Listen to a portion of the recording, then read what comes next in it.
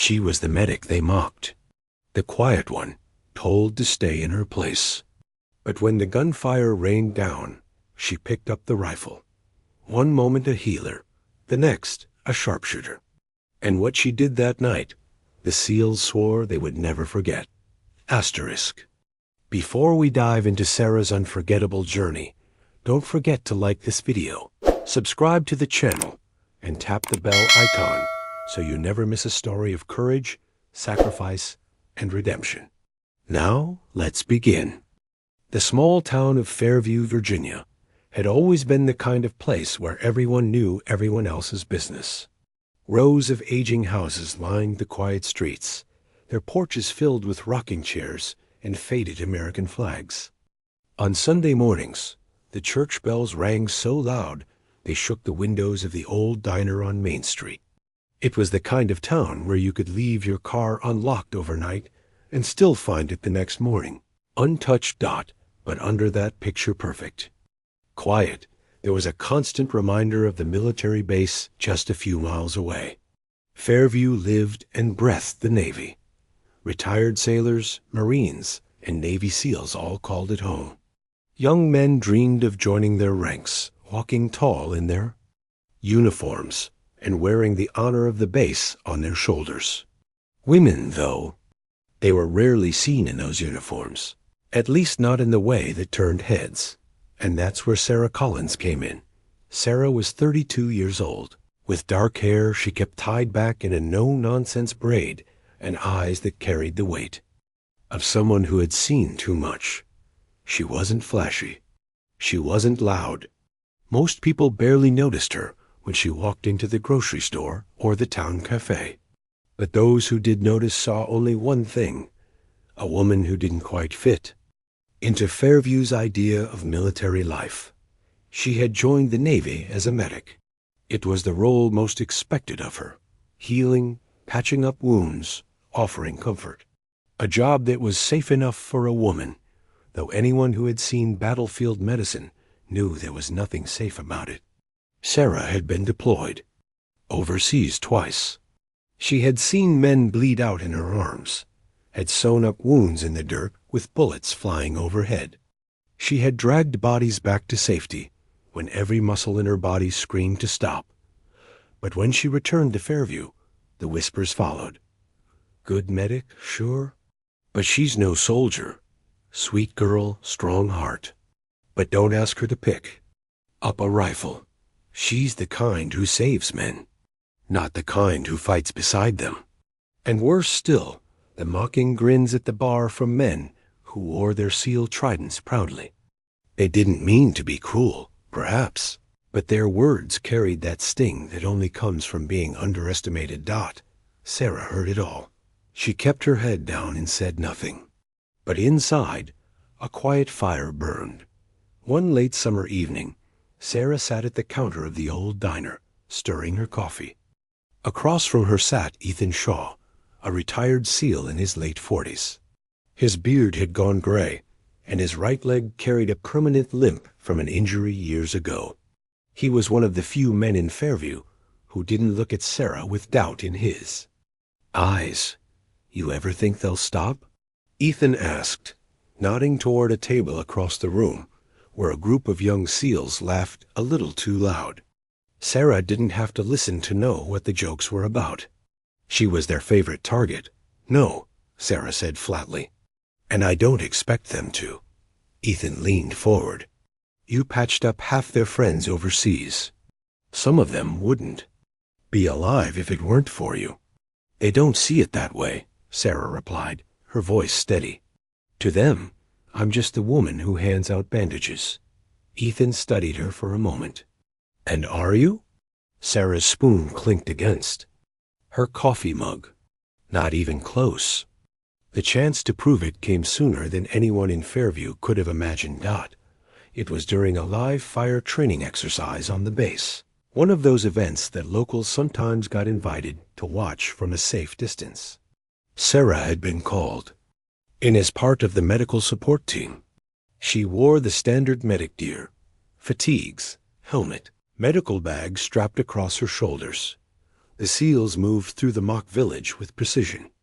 Gunfire echoed, smoke grenades filled the air, and the crowd of observers clapped every time a target went down. Sarah stood near the sidelines, arms crossed, watching with calm focus. Then, chaos struck Dot, an unexpected mechanical failure. Sent part of the training field into confusion. A live round ricocheted off a barrier, striking one of the SEALs in the shoulder. He went down hard, blood pouring fast. Panic rippled through the squad. The drill halted. Sarah didn't hesitate. She sprinted forward, dropped to her knees, and pressed her hands against the wound. Her voice cut sharp through the noise. Pressure. Get me more gauze. The SEALs froze. Some rushed to obey, others stood stunned. But Sarah's calm, commanding tone pulled them in like gravity. Within seconds, she had the bleeding slowed. Then came the real shock. From the far side of the field, an alarm sounded. An intruder had breached the perimeter. It wasn't part of the drill. No one knew how it happened, but suddenly there were shots fired that weren't blanks. A figure moved in the distance, armed, dangerous, and very real. The SEALs scrambled, but the injured man at Sarah's feet was still vulnerable, leading out. One of the rifles lay abandoned nearby. Sarah didn't think. She just moved. She grabbed the rifle, rose to her feet, and steadied her breath. Years of quiet practice at the range, hours spent in silence, while others mocked her for even trying, came flooding back. Her fingers squeezed the trigger. One shot. Clean, precise. The intruder went down. The field fell silent. Every SEAL, every observer, every officer, they all turned to look at her. Sarah lowered the rifle slowly, her expression unreadable. Then she crouched back down beside the wounded SEAL and continued her work as if nothing had happened. That night, the whispers in Fairview changed. She picked up a rifle like she'd done it her whole life. One moment she was saving him. Next she dropped a man at 300 yards. I'll never forget the look on her face. Calm, cold, like she was born for it. For the first time, the SEALs didn't laugh when Sarah walked into the diner. They stood a little straighter. They nodded, respectfully. Some even moved aside to give her a seat. But Sarah knew this was only the beginning. Respect was not freely given, not to her. If she wanted to change the way they saw her, if she wanted to prove once and for all that she was more than just a medic, she would have to fight harder than ever before. And deep inside, she was ready. Because Sarah Collins wasn't just a healer. She was something more. Something they would never forget. The days after the live fire incident were thick with rumor. Fairview had never been so alive with talk. At the diner, at the gas station, at the church steps on Sunday morning, the story was retold in 10 different ways. Sarah Collins saved a SEAL's life. No, she didn't just save him. She took down an armed intruder. You should have seen it. She moved like she'd been training with them her whole life. But not everyone believed Dot at the VFW hall, where veterans gathered each night. To play cards and sip beer, the older men argued in low voices. Come on, one said, shaking his head. A medic picks up a rifle, fires once, and suddenly she's Annie Oakley. Don't buy it. Could have been luck. Luck doesn't put a man down clean like that, another countered. She knew what she was doing. The room fell quiet, and then someone muttered the words Sarah had heard her whole life. Even if she did, doesn't matter. She's not one of them. Back on base, Sarah felt the weight of eyes on her every step. In the mess hall, conversations. Hushed when she walked in. Some SEALs gave her curt nods, acknowledging her in a way they never had before. Others just smirked, shaking their heads as if to say, fluke. She ignored them all. Or at least, she tried to. Late one evening, as she cleaned out the medical bay after a long day, a shadow filled the doorway. It was Commander Hayes, the officer. who oversaw the SEAL training program. He was a hard man, his face lined with years of war, his posture sharp as a blade. "Collins," he said. Sarah straightened. "Sir?" He studied her for a long moment before stepping inside. "Word travels fast. What you did out there? People are talking." "I did my job, sir," Sarah said evenly. "You did more than that." His eyes narrowed. "And that's the problem." Sarah frowned. "Problem, sir?" "You picked up a weapon in a situation where you were supposed to be strictly medical support. Protocol doesn't allow it." Her jaw tightened. "With respect, sir, if I hadn't, we'd be planning a funeral right now." His lips pressed into a thin line. "You're not wrong. But understand this. What you did disrupted the chain of command. Some are calling it bravery, others insubordination." Sarah held his gaze. "So which do you call it, Commander?" For a long beat, Hayes didn't answer. Then he said quietly, "That depends on what you do next." And with that, he turned and left. That night, Sarah sat alone in her small apartment on the edge of town. The walls were bare, except for a single framed photo on the mantel. Her younger brother Daniel, in uniform. He had enlisted 5 years before her. He had been the golden child of Fairview, strong, confident, destined for greatness. Daniel never came home. Killed in action overseas, his memory lingered in every corner of Sarah's life. It was his face she saw when she patched up wounded soldiers. It was his voice she heard in the quiet hours when doubt tried to creep in. And it was his loss that had driven her to train, in secret, at the range, long after her medic shifts ended. She never told anyone, not even Ethan.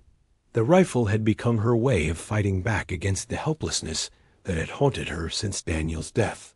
Now, suddenly, the whole town knew she could shoot. And the SEALs, whether they admitted it or not, couldn't ignore her anymore. The real test came a week later. Sarah was called into the training yard by Commander Hayes himself. The air was sharp that morning, the sky painted in pale streaks of gray. A group of SEALs stood waiting, their arms crossed, eyes hard.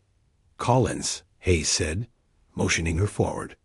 "Some of the men think what happened last week was a fluke, that you got lucky. I don't care for rumors in my ranks. So today, we're going to settle it." A row of rifles lay on a table. Targets were set at 200, 300, 500 yards. Stomach knotted, but her face stayed calm. She stepped forward, picked up a rifle, and felt its familiar weight settle into her arms. "Show them," Hayes said. The SEALs smirked, waiting for her to stumble. One even whispered loud enough for her to hear, "Let's see the nurse play soldier." Sarah ignored it. She focused. She breathed. Crack. The first target fell, then the second, then the third. Each shot rang out clean and steady, the way she had practiced alone for years. At 500 yards. She paused, adjusted her grip, and fired. The round punched the center of the target with precision. Silence. The SEALs stared, their smirks gone. Hayes' expression didn't change, but his eyes gave away a flicker of something. Approval, maybe, or something even harder to earn. Respect. Sarah lowered the rifle. Her voice was steady. Satisfied? No one answered. But in the silence, she knew everything had changed. That evening, back at the diner, Ethan found her at her usual corner booth. "Heard you rattled some cages today," he said with a grin. Sarah shrugged. "Just pulled a trigger." Ethan chuckled. "No, Sarah, you proved something they didn't want proved. And trust me, they're not going to forget it." Sarah looked down at her coffee, her reflection wavering in the dark surface. For the first time in years, she felt the weight of possibility pressing on her shoulders. But along with it came something else. Danger. Because in Fairview, in the Navy, and especially among the SEALs, respect never came without a price. And Sarah Collins was about to find out just how high that price could be. The respect didn't last long. For a brief moment, Sarah Collins thought the air around Fairview had changed. The sneers had quieted, the mocking laughter in the diner faded, and for the first time she could walk across the base without feeling like an unwanted guest in someone else's house. But deep down, she knew it couldn't last. Respect was a fragile thing here. And for a woman in her shoes, it was almost always temporary. The first sign came on a training day, when the squad was running drills on the obstacle course. Sarah was there as medical support again, but Hayes had quietly given permission for her to join the SEALs through the course if she wished. She wished Dot, so she lined up beside them, her boots digging into the dirt. The men glanced at her sideways, their faces tight. Some said nothing. Others muttered under their breath. Guess she thinks she's one of us now. Wait till she hits the wall. Won't even make it halfway. Sarah didn't reply. She fixed her gaze forward, the way Daniel used to when he was about to run. She could almost hear his voice in her ear. Don't run against them, Sarah. Run against yourself. The whistle blew Dot. She launched forward. The ground blurred beneath her boots. Her muscles burning as she vaulted over the low barrier, crawled beneath the wire, dragged herself up the rope. Every insult, every whisper, every smirk she had endured in Fairview drove her harder. Dot. By the time she reached the tall wall, the one the others swore she couldn't climb, her arms trembled, but she didn't slow. She leapt, gripped the edge, and hauled herself up with a growl that came from somewhere deep inside Dot at the finish line. She staggered across second, just behind one of the squad's fastest men. Silence followed. Not the kind of silence filled with awe. The heavy silence of disbelief, of men scrambling for an excuse. That wall was slick today, one muttered. She got lucky on the rope, another said. Sarah didn't care.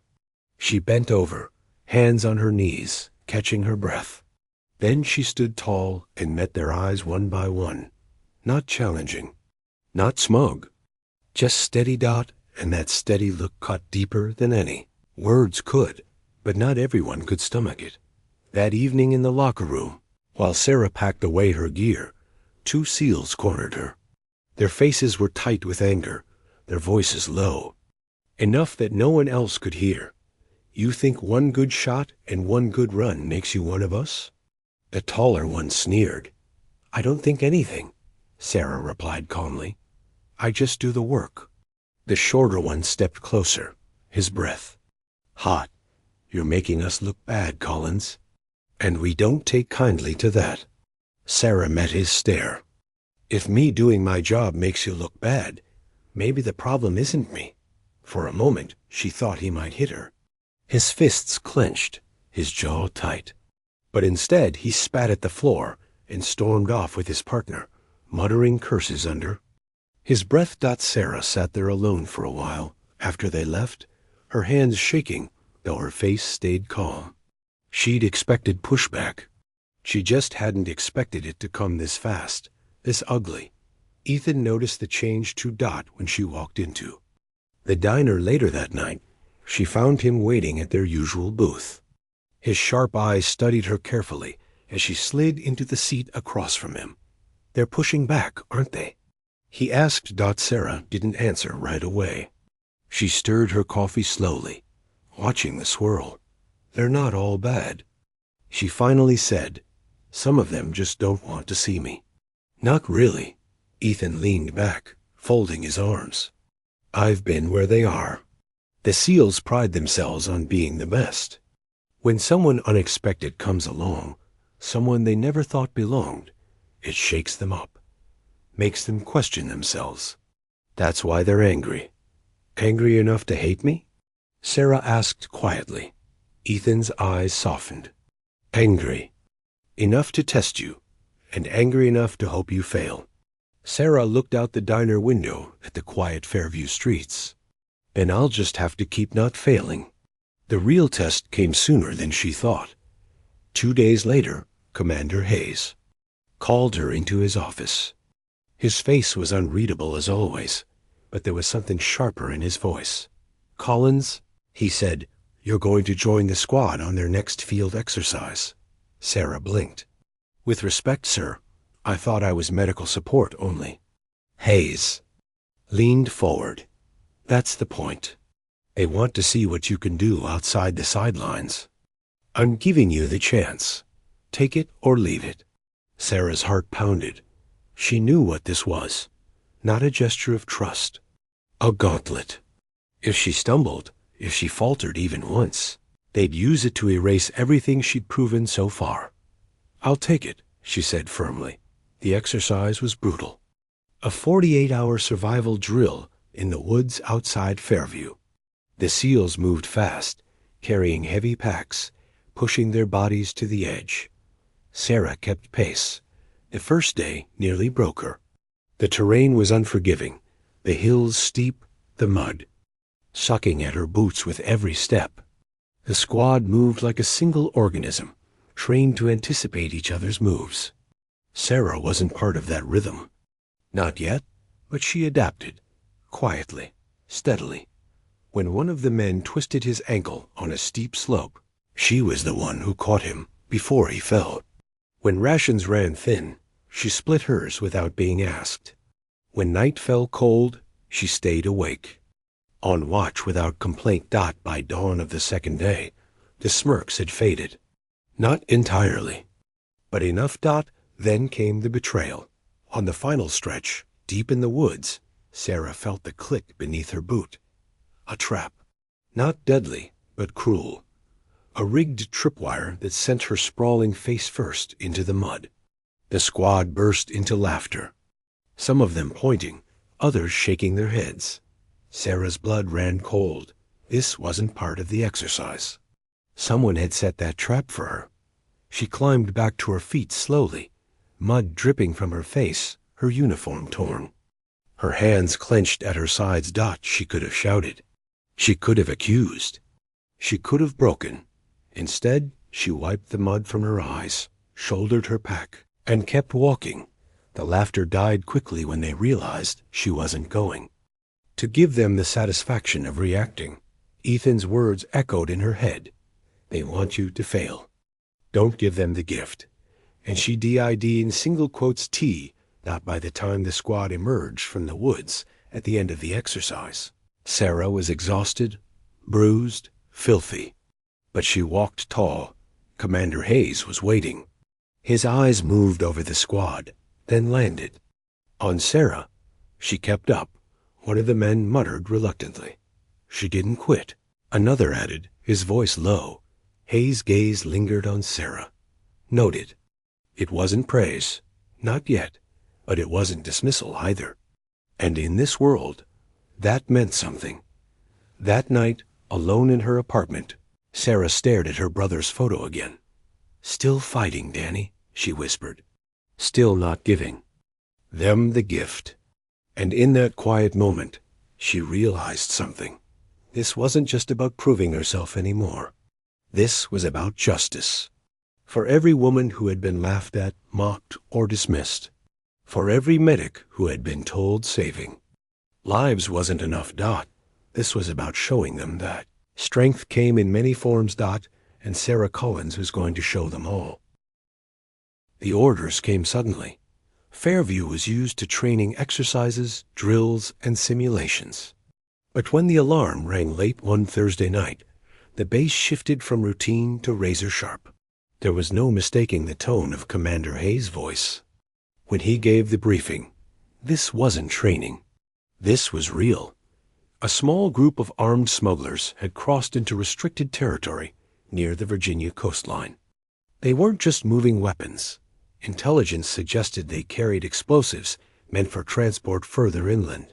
It was too close to home, too close to Fairview, and the SEALs were going in. Sarah had been summoned to the briefing room, along with them. At first, she thought it was a mistake, but when she glanced toward Hayes, he gave her a single sharp nod. "You're coming with them," he said. "Medical support. But if it goes bad, you know what to do." Sarah's heart Steadied. This was the moment. The real test. The team moved quickly. Black uniforms, weapons checked, faces painted with the familiar calm of men who had walked into fire before. Sarah packed her kit with precision. Gauze, bandages, morphine, tourniquets, and slid a sidearm into her holster. The men noticed. "You planning on shooting your way through, Collins?" One of them asked, smirking. "If I need to," Sarah said simply. The smirk faltered. The ride out to the drop zone was tense. The hum of the helicopter filled the silence, each man lost in his own thoughts. Sarah sat near the door, her braid whipping in the wind. Across from her, one of the younger SEALs kept sneaking glances at her, disbelief still written on his face. She ignored him. She focused on her breathing, steady and calm. Her brother's voice echoed in her mind again. "Don't let them see your fear. They feed on it." When the helicopter dropped low, the team moved fast, boots hitting the ground in practiced rhythm. Sarah followed, her senses sharp, her pack heavy on her shoulders. The night was alive with tension. The woods pressed in close, the air thick and damp. The team advanced quietly, weapons raised, every crunch of leaves underfoot louder than it should have been. Then came the first shot. A crack split the silence. A bullet whizzed past, close enough for Sarah to feel the snap of air against her cheek. The squad scattered, dropping low, returning fire. Contact left. Someone shouted. Sarah ducked behind a tree, her heart pounding. The air filled with gunfire, sharp flashes cutting through the night. She saw one of the men go down, clutching his leg. Without thinking, she sprinted forward, sliding to his side. "Stay still," she barked, ripping open her kit. Bullets tore through the air around them, but her hands were steady. Pressure on the wound, tourniquet tight, morphine injection quick. The SEAL hissed in pain, but gritted his teeth. "You're crazy, Collins." "Maybe," she muttered, "but you're not bleeding out tonight." The fight raged on. The smugglers were dug in, more organized than anyone had expected. The SEALs pressed forward in small bursts, clearing ground inch by inch. Sarah stayed with them, low and fast, dragging the wounded man back to safety before rejoining the squad. At one point, a grenade arced through the air, landing dangerously close. The men scattered, but Sarah grabbed the injured SEAL's vest and hauled him behind cover just as the blast tore the ground apart.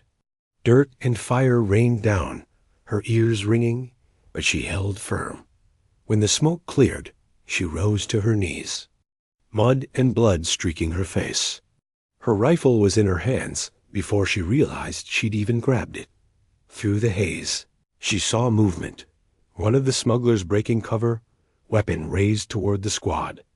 Without hesitation, Sarah steadied her breath and fired. The shot was clean. The man dropped. Another figure lunged from the shadows, closer this time. Sarah pivoted, squeezed the trigger again, and watched him fall. By the time the smoke cleared, the squad was staring at her. Not mocking, not doubtful, just staring. The mission dragged on for hours. By dawn, the smugglers were either down or captured, their weapons secured, explosives neutralized. The SEALs moved in formation back toward the extraction point, exhausted but alive. Sarah walked among them, mud caked to her boots, uniform torn, face hard. She had patched wounds, fired shots, dragged bodies, and never once faltered. When the helicopter lifted them into the sky, no one questioned her place among them. Not out loud. Not anymore. Back at the base, Commander Hayes met them on the tarmac. His eyes scanned the squad, then rested on Sarah. She held her own.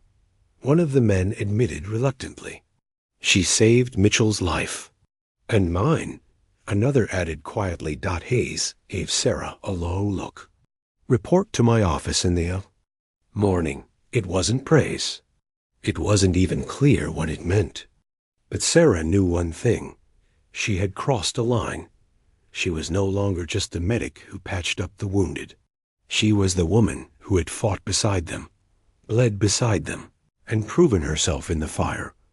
And whether they liked it or not, the SEALs would never be able to look at her the same way again. That night, alone in her apartment, Sarah stripped off her muddy uniform and sank into the chair by the mantel. Daniel's photo stared back at her. "You'd laugh if you saw me today," she whispered, her voice raw. "Your little sister, running with the SEALs." For the first time in years, she felt tears on her cheeks, not from weakness, from release, from the weight of carrying so much for so long. But as she wiped them away, her jaw set, because she knew this wasn't over. The SEALs respected what she had done. But respect earned in battle could be twisted, stolen, or forgotten. And already, in the shadows of Fairview, there were whispers. Not about what Sarah had done, but about what she wasn't supposed to do. And Sarah Collins was about to discover that her greatest enemy wasn't on the battlefield. It was much closer to home. Morning light spilled through the blinds of Sarah's small apartment. She hadn't slept much since the mission. Every time she closed her eyes, she heard the snap of bullets, the thud of her rifle firing, the shouts of men who had once doubted her. But there had been something else, too. For the first time, she'd felt it, belonging. Even if it was just for a fleeting moment, on that battlefield, she had been one of them. That feeling shattered the moment she stepped into Commander Hayes' office. He stood behind his desk, papers spread out before him. His jaw was tight, his eyes harder than usual. Two officers Sarah didn't recognize sat nearby, their uniforms crisp, their expressions unreadable. "Collins," Hayes said. "Sit." She obeyed, her back straight, her hands steady in her lap. "Yesterday's mission was successful," Hayes began. "Your actions saved lives. That's not in question." Sarah felt a flicker of pride until Hayes' voice dropped. "But your conduct on the field is being reviewed." "Reviewed?" Sarah asked, her brow furrowing. "Sir, I followed orders. I treated the wounded. And when the fight came to me, I defended myself and the team." One of the officers cleared his throat. "You discharged your weapon multiple times without direct command. That's outside the scope of your role." Sarah's jaw clenched. "So what should I have done? Let them shoot us all down while I stood there with a bandage in my hand?" The room fell heavy with silence. Hayes' eyes flickered, sympathy buried deep beneath layers of discipline. "It's not that simple," he said finally. "There are politics at play. Higher command doesn't like blurred lines. They want medics to be medics. They don't want questions raised about protocol." The other officer leaned forward. "Effective immediately, Collins. You're suspended from field duty. Your actions may be labeled as insubordination." The words hit like a blow to the chest. Sarah forced her voice to remain steady. "So I save lives, fight beside your men, and the thanks I get is suspension?" "It's not about thanks," the officer replied coldly. "It's about order." Sarah rose slowly, her chair scraping the floor. Her eyes burned, but her voice stayed calm. "With respect, sir, order didn't stop that bullet. Order didn't drag Mitchell to safety. And order didn't pull the trigger when no one else could." She turned and walked out before they could answer. The whispers began almost immediately. At the diner, conversations quieted as Sarah entered. At the gas station, old friends turned away. On the base, men who had once nodded to her now avoided her eyes. Some still muttered in defense. "She saved us. She deserves better."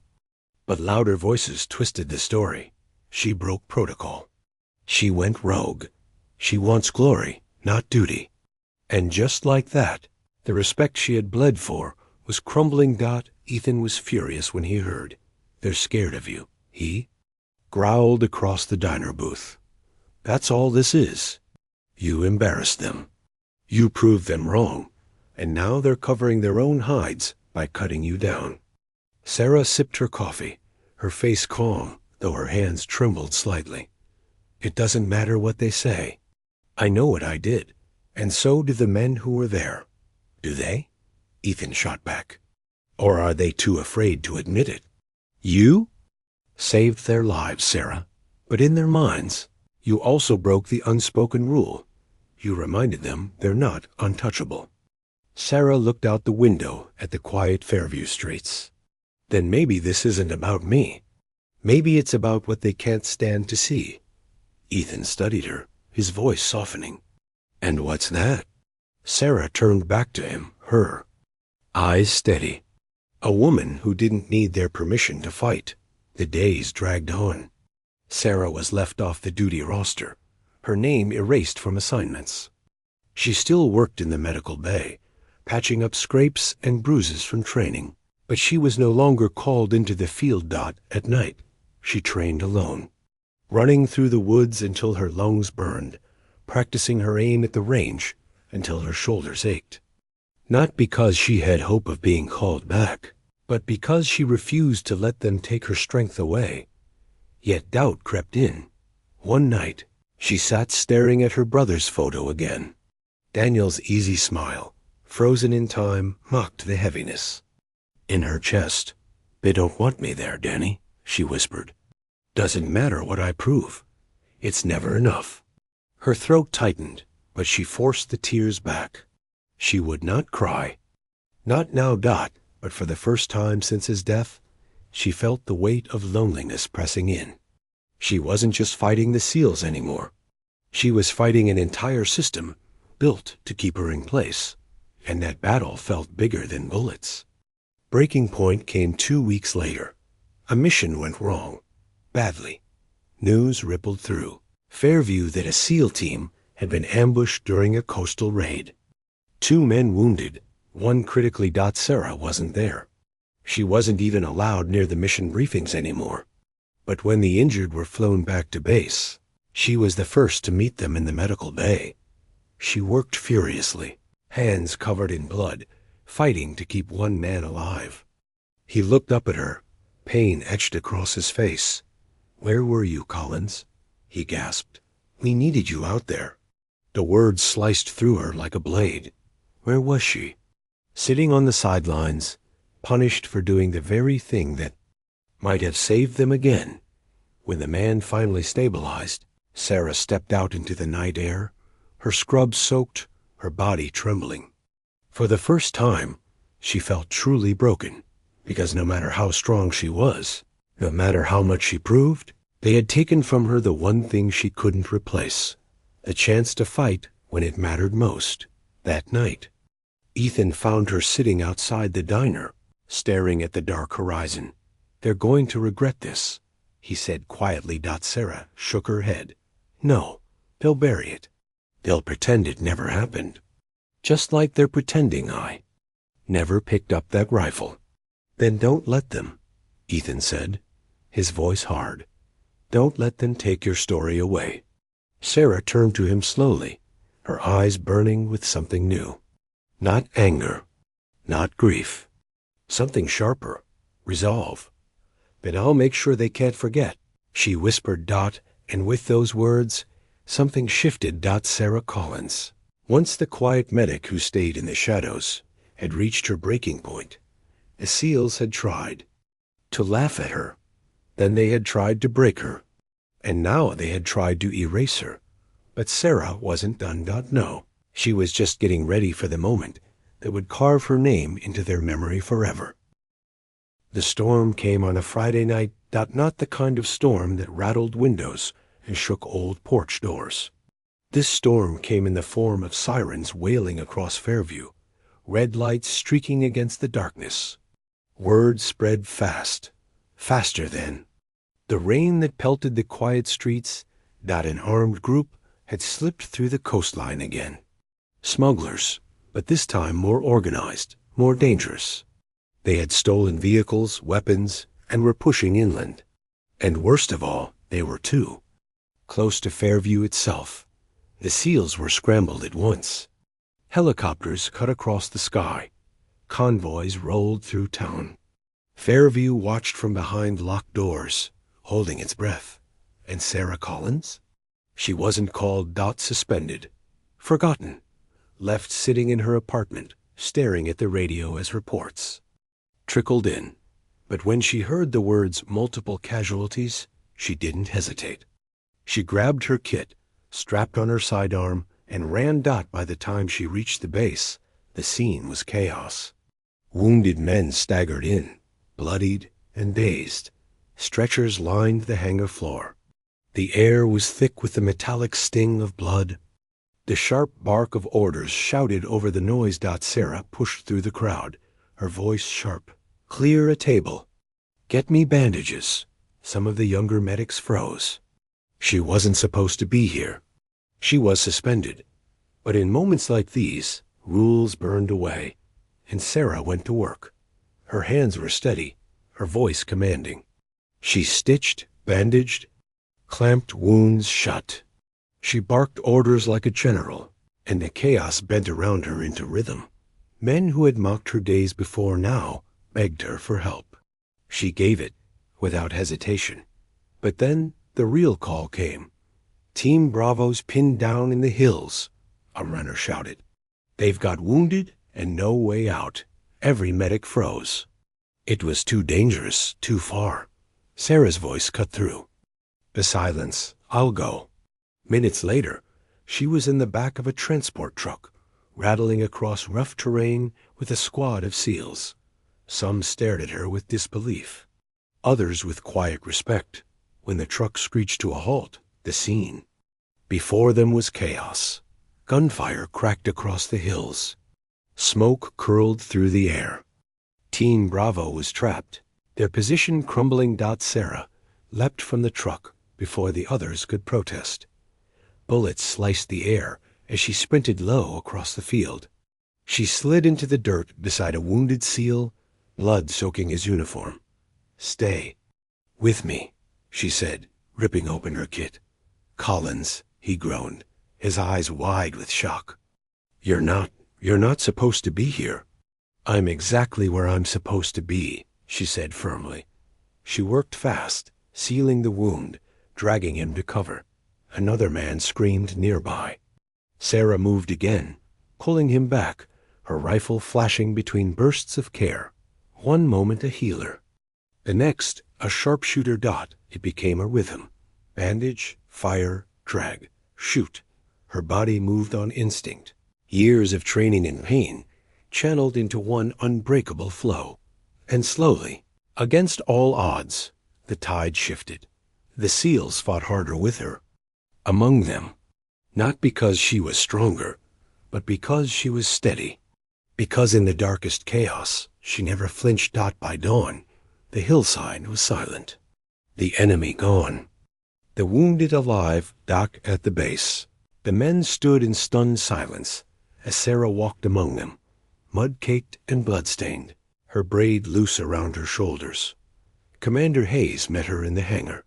His eyes scanned her from head to toe, unreadable. As ever, you defied orders, he said flatly. Yes, sir, Sarah replied, her voice calm. You put yourself in the line of fire without clearance. Yes, sir. He stepped closer. And in doing so, you saved 8 men who wouldn't be standing here otherwise. Sarah held his gaze. Yes, sir. For a long moment the hangar was silent. Then Hayes did something no one had ever seen before. He reached up, removed the trident pin from his own chest, and pressed it into Sarah's hand. You're not one of us, Collins, he said quietly. You're better, because you reminded us what we're supposed to be fighting for. The men around them straightened, their faces hard, but their eyes softening. And then, slowly, one by one, they began to clap. Not mockery, not grudging respect, but full, unashamed recognition.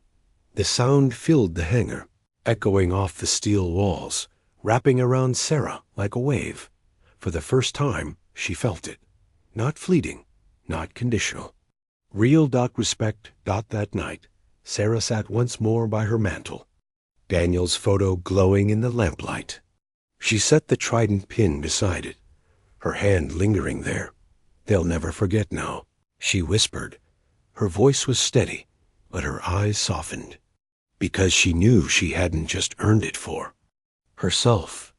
She had earned it for every soul who had ever been told they weren't enough. And Fairview, for all its whispers and doubts, would never again see Sarah Collins as just a medic. They would remember her as the woman who became what none of them expected: healer, fighter, survivor. One moment a healer, the next a sharpshooter. And the SEALs would never forget.